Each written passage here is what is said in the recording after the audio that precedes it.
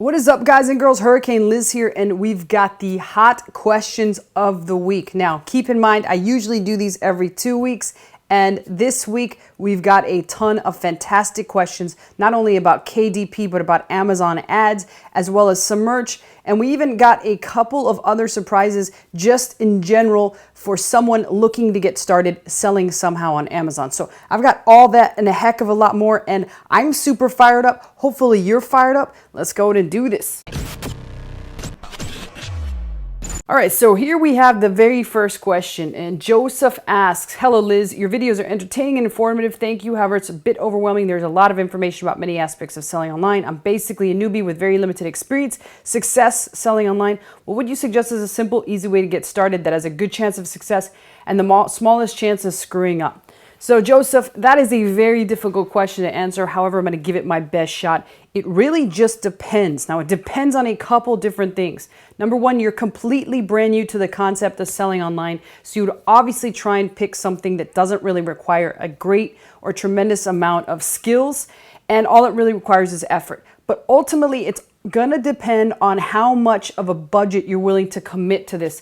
And the way I always try to tell people to do this is pretend like they're going to college. So remember back in the day when you decided you were going to go to college, if you even did.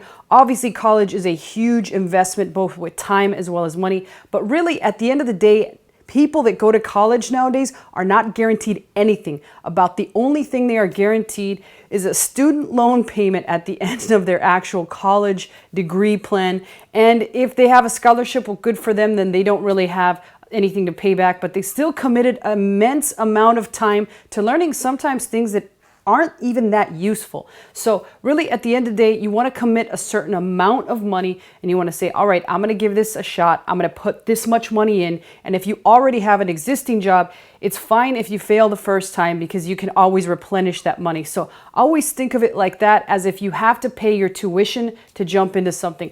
Now on to what you should be able to do. Again, it depends largely on your budget and how much effort and energy you want to put into it. I obviously am always going to tell people to jump into Amazon in some way, shape, or form, and or eBay. So you might give reselling a try, and I do a lot of videos on how to resell. I even have a Discord group. There's a link below if you want to find out more about that, where it tells you what to resell. Or I would start on Amazon, and the easiest ways to start on Amazon are merch and Kindle Direct. So those are the two things that don't require a lot of budget. They just require some effort and some energy on your part. And so that's the route I would start. And there's also always retail arbitrage with Amazon. So what I'm going to do is I'm going to go ahead and this week put together a video that shows about the 10 to 15 different ways that you can start on Amazon. And I'll discuss budgets for each, as well as how you would go about and get started. So that's the best that I can answer in this short amount of time. Hopefully that helped, and keep an eye out for that video that's going to talk about the several dozens of different ways you can get started on Amazon. And I'll go over that in depth. So, all right, let's go to the next question here. This one comes from Tara. Tara says, where do you get the pages? Like, how do you get content? I'm guessing you're not just hanging out drawing pages to color. So this is a fantastic question that relates to KDP and how we come across coloring pages. And there's a couple different ways you can do this, Tara. And again, I think this particular question has earned its own video. So I'm going to go over in detail specifically what pages are and how you can get them and how you can do them yourself. And I'm going to do that at some point this week. But let's talk about the quick and dirty way of how you go about and do this. Number one, you can buy them. And there's several different outlets, and I'll talk about what outlets those are. But the first and most obvious is Fiverr. You can also hire an artist on Upwork. And then lastly, you can even look on Etsy. There's plenty of pages there to buy. And I will also reveal a couple of really secret, nice places that you can go. And I'll talk about that in the individual video. The other way that you can do these is by creating them yourself. Now, I'm not an artist and I suck at all that, so I completely outsource the entire process, but you can learn how to do this in, I think it's Adobe or one of the Adobe programs, where you can take out the color of vector images, and you can join various vector sites throughout the internet that have these images, and then you can take that color out of them and make them coloring pages. So there's a lot of tutorials on YouTube. And like I said, I'm no graphics designer, so I'm not about to even go there, but there's plenty of other YouTubers that are, and we'll show you this process step by step for creating your very own coloring pages. But that's pretty much it, Tara. Like I said, it depends if you want to do it yourself or you want to outsource the process. And I will discuss this in more depth in its own video coming out this week. All right, I'll just say Bogdan. I know that's the first name. I couldn't even be able to pronounce your last name, Bogdan. Sorry, but I am called in America the Butcher, so I don't really want to go into pronouncing your name. But you're from Poland. That's awesome. Your question was, what would be a perfect total budget for ads for a new low content KDP book? And the second question is, do you put your exact and phrase ads together in clicking broad, or do you separate campaigns for exact and phrase? All right, so let's go into the first answer. What's a perfect total budget? The answer to that is it depends on what your overall budget that you're committing to the book. So I personally, just when I release a book, I have an amount set that I'm going to invest in the book, and it really depends on how I feel the book will sell, but I will never let it go over, say, $100 in total. So that's just for a book that I feel strongly about. A book that I don't, then I'll cut it usually at the 30 mark or 50 mark. And that's pretty much how I do it. You can also say, based on those numbers, you can say, okay, I can only commit to $3 per day for X amount of days. So ultimately, you have to decide what your overall budgets are and what you feel comfortable spending. There is no perfect answer here. And the second question is, do you put your exact and phrase ads together?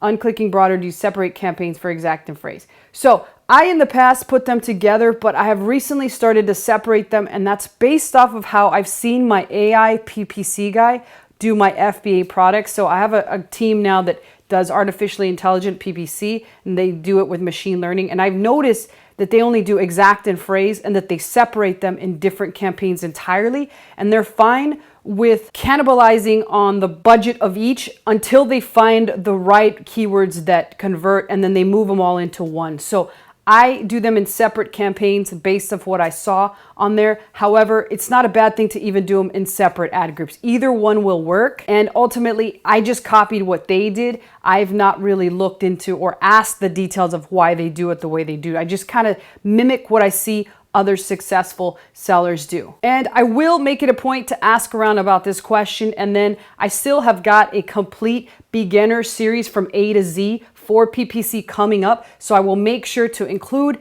in the final how they separate their ad accounts. So I've got the luxury of being able to ask the best ad experts in the world. And that's what I'll do this week in order to complete that series. So you'll find out more from me in the future. But again, just understand when you do separate them, they're going to cannibalize each other. All right, next question is from Zen. It says, Liz, I've got one sale on merch. Can you do a post on merch and how to upload? I know my tees are good quality designs, and I create tees that are in top 10, so I'm not creating random crap. So, all right, Zen, I would ask you, how many slots do you have open? And if you have those slots open, then it might be the case that nobody's seeing your actual designs, no matter what. If you think they're great, people still aren't buying them because they're not seeing them. So what you've got to do at first is you've got to be really aggressive about getting out of the top 10 and rotate in t-shirts as much as you can until you find one that strikes gold. Now remember, once that one does well, it gets you out of the top 10, you have more slots open. In the future, you can rotate back to those other designs, specifically if they're all under one brand at some point. As long as one of your t-shirts is gaining traction, the rest of them, if they're listed under the brand, should begin to sell at some point. So other than that, just try to rotate it until you get out of the 10 tier. All right, a Cherry Blossom says, I took your advice and got a #1 hot new release. My first one, I did an 80s fill-in book, Mad Libs, but you were right on point. Thanks, Liz. Donna. Fantastic, Donna. Congratulations. I always love to read these out because it shows that I know what I'm talking about, which sometimes is kind of crazy, right? So here's another one from an asker. #1 says, hi, great video. Many questions were answered. I wanted to know for how long to run the ads. If I have a small budget, when should I say is not going to sell? So after about 4 to 5 days, you should start optimizing those ads, and they should start to look better. Gradually, the statistics should start to increase and get better and better. If you don't see that after about a week to a week and a half, just chop the words. Keep chopping the words. And I would max this out at 2 weeks if they're not doing anything, or the total overall budget that you set forth on the ads. Now remember, the budget is dependent on what you can afford. So if you're chopping words out and the CTRs and everything is just sucking, everything is still going down the drain, then just cut it off and just stop doing it right then and there. You'll be able to tell. You'll see when you have a real winner on your hands, and you'll see when you have a big time loser. I had a big time loser not too long ago, and I think I documented it on this channel. But in the future, when I do set up for another book that I know does well, you'll see what a winner looks like. Okay, next question is from Sento. I've never sold on Amazon. I'm a bit scared or maybe lazy to start. I only sell on eBay. Do you think what applies to Amazon applies to eBay? How is it different? And thank you. Your channel is great. I can't believe I haven't come across it. Been watching your videos since yesterday. So I think Amazon and eBay are completely different animals in regards to, they're just totally different. It's something hard to be able to tell people unless you sold on both. I think Amazon is a lot easier to sell once you have a fantastic item because they take care of almost everything, and the momentum and traction you can gain is insane.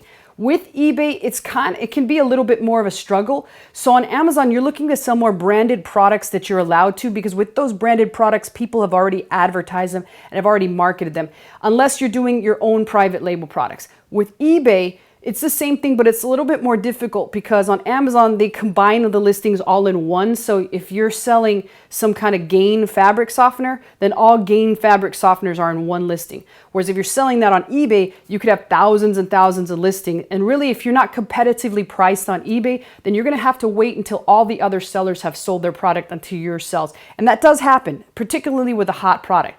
But Amazon is always best for replenishables and consumables, and eBay is always best for used items and or items that are hard to find anywhere else. So that's what I would recommend.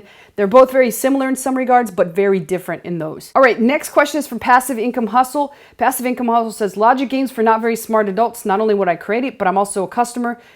So that's fantastic. Again, this was talking about a book that I did recommend, and I would love to hear how that does passive income, so let us know.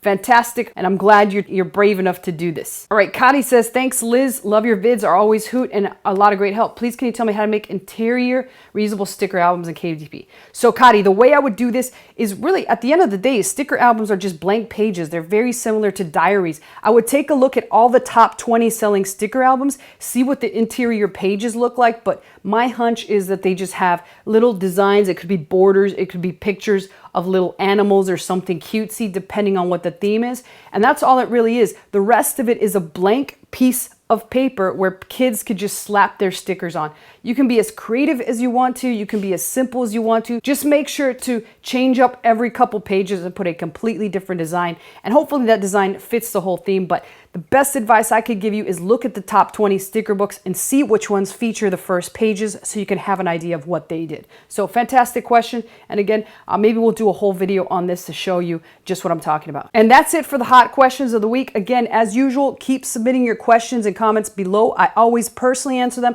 And if they're really great questions, I will feature them in this video. And I will see you all next time around with the hot questions of the week.